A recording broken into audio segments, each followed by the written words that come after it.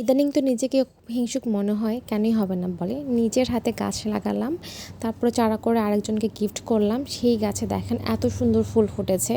পুরা গাছটা মাশাআল্লাহ অনেক বেশি ফুল ফুটেছে। অথচ আমার বাড়িতে যেই গাছ, সেই গাছে আসলে দুই একটা ফুল ছাড়া ফুলই নাই। বাগান বিলাসের এই হচ্ছে অবস্থা। আসলে বাগান বিলাস অনেক বেশি রোদ পছন্দ করে। ছাদের মধ্যে এত সুন্দর রোদ পেয়ে খুব ভালোভাবে গাছটা হয়েছে, বাট আমার গাছে অত ফুল ফুটে নাই। যাই হোক, আমার যেন নজর না লাগে এই গাছটায়। হ্যালো, হ্যালো, হ্যালো এভরিওয়ান, আসসালামু আলাইকুম। আমার গাছপ্রেমী মানুষজন, কী খবর তোমাদের? তোমরা প্লিজ আমার চ্যানেলটা লাইক, কমেন্ট এবং সাবস্ক্রাইব করে দিবা। নতুন নতুন ভিডিওর জন্য পাশেই থাকবা। আচ্ছা, কি মনে হয় বলো তো, এই যে কাটামুকুট গাছটা এত সুন্দর কাটামুকুট ফুল ফুটেছে, এই যে পুরো গাছটার মধ্যে বড় বড় গোলাপি এবং লাল ফুল দিয়ে ভরে গেছে, এই গাছটা কি রিপোর্টিং করা সম্ভব? আমার কাছে তো খুবই ইম্পসিবল মনে হয়, বাট পুরো টবের মধ্যে গাছটা ভরে গেছে, এটা রিপোর্টিং করার টাইমও এসে গেছে। বাট কীভাবে?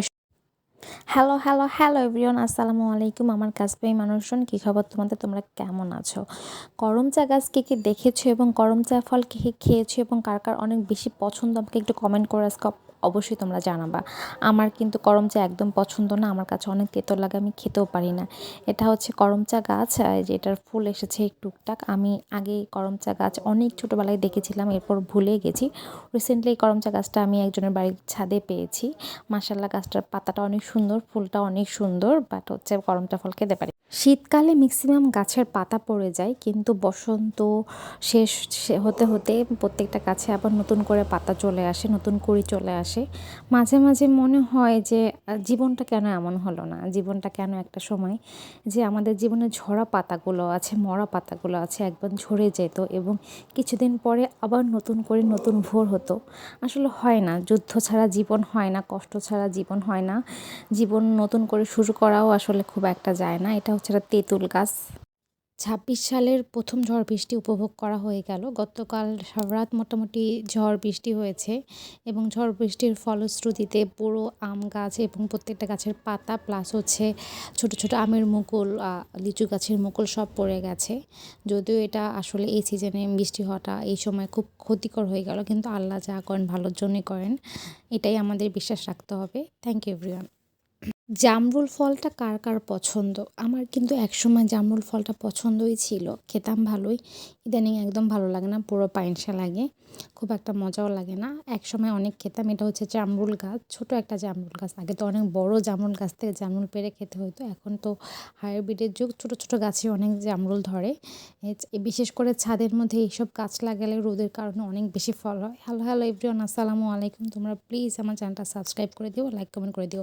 আর যেমন পছন্দ, মাঝে মাঝে মনের ভুলেই এত সুন্দর গাছ দেখলে বদনজর দিয়ে ফেলে মনে হয়, তারপরে আবার কালো টিকা পরিয়ে দেয়। এই যে গাছটা দেখতেছেন, মালটা গাছটা, মাশাআল্লাহ আলহামদুলিল্লাহ, পুরো গাছটার মধ্যে অনেক বেশি মালটা হয় এবং মালটাগুলো নাকি খেতেও অনেক মজা। এই যে পুরো গাছে অনেক বেশি মালটা হয়েছে এবং প্রত্যেকটা গাছে অনেক বেশি মালটার ফুল এসেছে। আশা করি এগুলো থেকে অনেক বেশি মালটা হবে। এরকম একটা গাছ থাকলে আসলে বাড়িতে আর কোনো ফল গাছের দরকার হয় না, এগুলো দিয়েই মনের শান্তির আসলে খোরাক। হ্যালো, হ্যালো এভরিওয়ান, আসসালামু আলাইকুম। তোমরা প্লিজ আমার চ্যানেলটা সাবস্ক্রাইব করে দিও, লাইক কমেন্ট করে দিও। যত্ন করলে অনেক সময় সম্পর্ক না টিকলেও ফুলের গাছ টিকে যায় এবং ফুলও দেয়। এই যে আমার জারবেলা গাছটা দেখতেছেন, একসময় অনেক বেশি যত্ন করেছিলাম, আগাছা পরিষ্কার থেকে সার দেওয়া, ঠিকঠাক মতো পানি দেওয়া। ইদানিং এগুলো কিছুই করা হয় না, আশাই ছেড়ে দিয়েছিলাম যে জারবেলা গাছটা বাঁচবে, বাট বেঁচে গেছে মাশাআল্লাহ, এবং কি সুন্দর ফুল দিয়েছে, দেখলেই মনটা শান্তি হয়ে যায়। সম্পর্কগুলো কেন জানি যত্ন না করলে নষ্ট হয়ে যায়, বাট গাছ যত্ন না করলেও মাঝে মাঝে সুন্দর সুন্দর ফুল দেয়। Thank you. আমার চ্যানেলের এক ভিউয়ার কমপ্লেন করেছে এর আগের কোনো একটা ভিডিওতে, কারি পাতার গাছের ভিডিওতে, যে আমি কারি পাতা গাছের যত্ন নিয়ে লিখেছিলাম, বাট আমি আসলে যত্ন রিলেটেড কোনো তথ্যই দিই নাই। আসলে কারি পাতা গাছ এমন একটা গাছ যেটা আসলে কোনো যত্নই প্রয়োজন হয় না, এটা জাস্ট রোদে রেখে দিলেই হয়। মাঝে মাঝে পানি, গোবর সার অ্যানাফ। গোবর সারও যে আমি অনেক বছর থেকে দিচ্ছি না সেটাও জানি, বাট তারপর গাছটা মাশাআল্লাহ অনেক সুন্দর হয়েছে এবং ফুলও দিচ্ছে। এবার আমি আশা করতেছি ফলও নিব এবং চারাও করব। এই ক্যাকটাসগুলো একবার লাগালে এরপরে আর চারার অভাব হয় না, কারণ এই ডালগুলো বের হয়, যে ডালগুলো থেকে অনেক চারা হয় এবং ডালগুলো থেকে চারা করাও অনেক ইজি, জাস্ট মাটিতে বসিয়ে দিবেন আর চারা হয়ে যাবে। তো আমার কাছে আসলে ক্যাকটাস লাগানোর কোনো টব ছিল না, যেই দুইটা ছিল সেই দুইটার মধ্যে ভাবলাম বসিয়ে দেই। যে দেখলেন ভালো করে গাছ ডালটার মধ্যে অলরেডি গোড়া চলে এসেছে, তো আমি সুন্দর করে মাটির মধ্যে জাস্ট একটু ট্যাপ করে বসিয়ে দিয়ে পানি দিয়ে দিব, দ্যাটস ইট। আর কোনো কিছু দরকার হবে না, পানি কম করে দিতে হবে ক্যাকটাসে। Thank you everyone. 2020 সালের পরে 2025 সালের ডিসেম্বরে গিয়েছিলাম বিছনাকান্দিতে। যেহেতু বৃষ্টির সিজন না, তাই সৌন্দর্যটা আগের মতো নাই, বাট যা আছে আলহামদুলিল্লাহ মাশাল্লাহ অনেক সুন্দর। বাট বিছনাকান্দি যাওয়ার আগে অবশ্যই এটা মনে রাখতে হবে, রাস্তা ভীষণ বাজে, ভীষণ বাজে, খুব কষ্ট হয়। এমন কিছু মরিচ গাছ থাকলে আর এত সুন্দর গাছে মরিচের ফলন হলে আসলে মালিকের কিন্তু মন শান্তি প্লাস পকেটও শান্তি, অর্থাৎ আপনাকে বাজার থেকে আর মরিচ কিনে খেতে হবে না, ভেজালেরও টেনশন নাই, আর বাইরেও যাওয়ার টেনশন নাই। সো এই মরিচ গাছগুলো আসলে অনেক রোদের মধ্যে লাগানো এবং হচ্ছে মাটিটা খুব উর্বর মাটি, গোবর সারের মাটি, যার কারণে এত ফলন ভালো হয়েছে। আর ছাদের মধ্যে সব মোটামুটি সব ফসলই ভালো হয়, আমার তো দেখে অনেক ভালো লেগেছে। ঈদের আগের দিন গিয়েছিলাম নার্সারিতে, ভাবলাম ঈদের কিছু গাছ কেনাকাটা করা যাক। অনেক দিন থেকে যেহেতু গাছ কিনি না, একদম প্রায় 1 বছর থেকে, তো নার্সারিতে গিয়ে তো মাথা খারাপ হয়ে গিয়েছে যে কোনটা নিব আর কোনটা নিব না।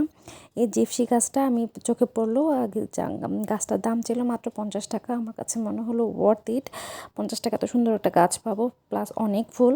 তো দেখে আর লোভ সামলাতে পারলাম না, নিয়ে নিলাম। আরও কিছু গাছ দেখে আছি, ইনশাল্লাহ পরে নিব।